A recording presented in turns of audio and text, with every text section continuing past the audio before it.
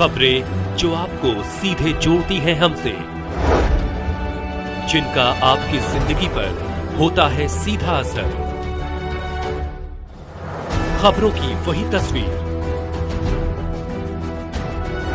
बिना बदले बिना डरे, जज्बा सच का लिए, सच दिखाते हैं।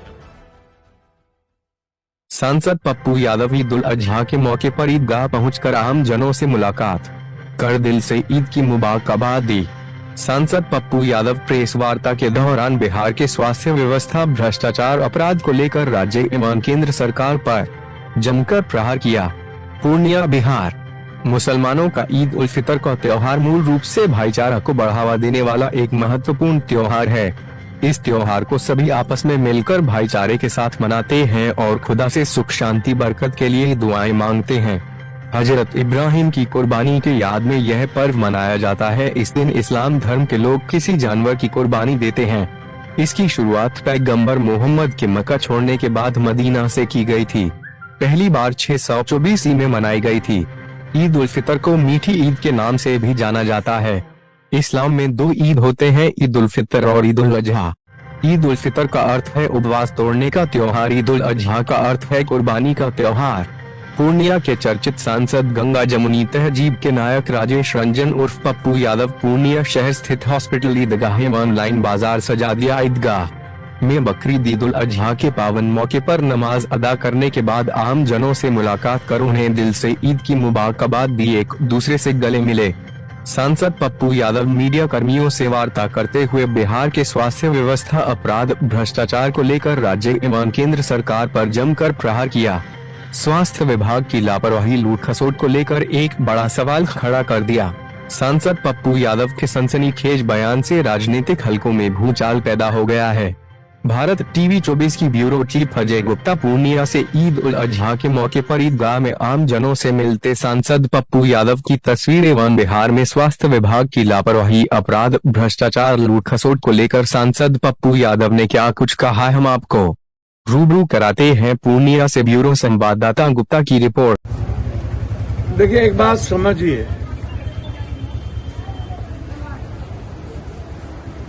मैं आपको बहुत क्लियर बता देता हूँ। आज बकरीद है, ढेर सारी मुबारकबाद।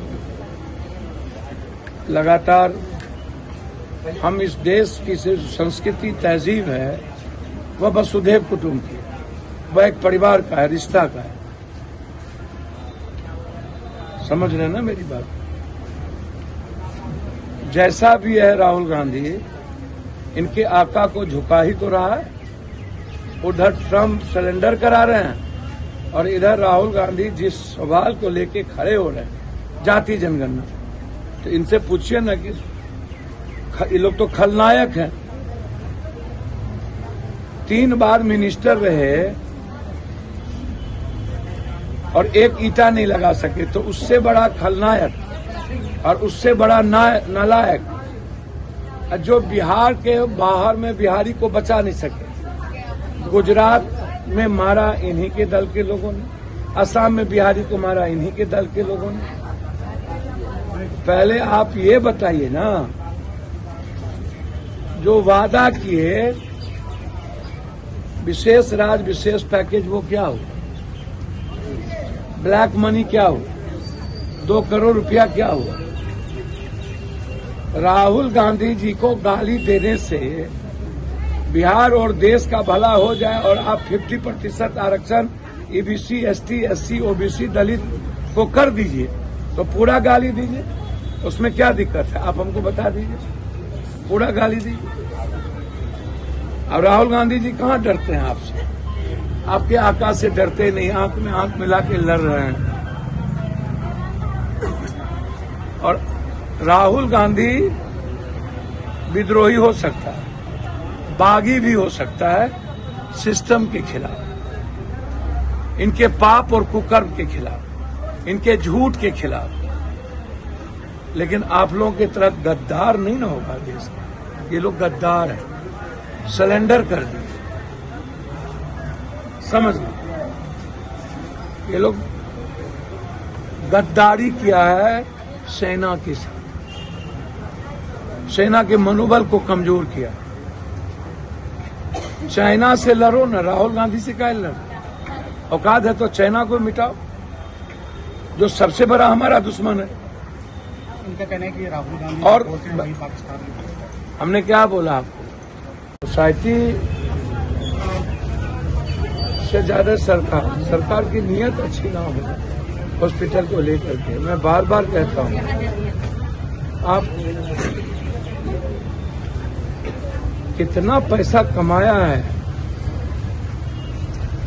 मुजफ्फरपुर में जीएमसीएच के सुपरिटेंडेंट के बेटी के नाम से कितने करोड़ की जमीन है, पता करिए, उनका ऑनलाइन निकालिए। मुझे पटना पीएमसीएच का जो सुपरिटेंडेंट है उसकी बेटी के नाम से, उसको नहीं दिख रहा आपको? आप पटना के पीएमसीएच के सुपरिटेंडेंट के सभी परिवार के नाम से निकालिए कितना जमीन है। और हाईएस्ट था। और उसके बाद जहां जहां पीएमसीएच में सिविल सर्जन है उसकी संपत्ति का जांच करिए। हम डिमांड मांग करते हैं, कितना संपत्ति लोगों ने कमाया। 90% जिला अस्पताल के जो सुपरिटेंडेंट हैं ये अरबपति करोड़पति कैसे हो जाते हैं भाई? इसमें भागीदारी तो सिस्टम की भी है। आपके पास अल्ट्रासाउंड नहीं, सीटी स्कैन नहीं, एमआरआई नहीं, जांच नहीं, आपके पास सुविधा नहीं, या आप लिफ्ट ही चालू नहीं हो रहा, आईसीयू वार्ड ही नहीं खुल रहा। यहाँ के सुपरिटेंडेंट के बारे में जानकारी ये है कि हॉस्टल में बच्चों से पैसा लेकर के 50,000 रुपये में हॉस्टल देते, इंटर्नशिप के लिए पैसा लेते। प्रिंसिपल, सुपरिटेंडेंट नहीं, प्रिंसिपल। यहाँ के प्रिंसिपल की बहुत शिकायत। भैया कब आजाद होगा हमारा कंट्री इन माफियाओं से, ये बताइए ना। हम सरकार के मंत्री संतरी से जानना चाहते हैं, विकास आम आदमी के जेब से पैसा लूटा चला जाएगा, ब्लॉक भ्रष्टाचार और चोर का अड्डा, स्कूल सेक्सुअल हरासमेंट का अड्डा और पढ़ाई नहीं, अस्पताल बिल्कुल नील, जेनेटिक दवाई लिखेंगे नहीं, जनरेट वाला, तो हालात तो अच्छे नहीं है।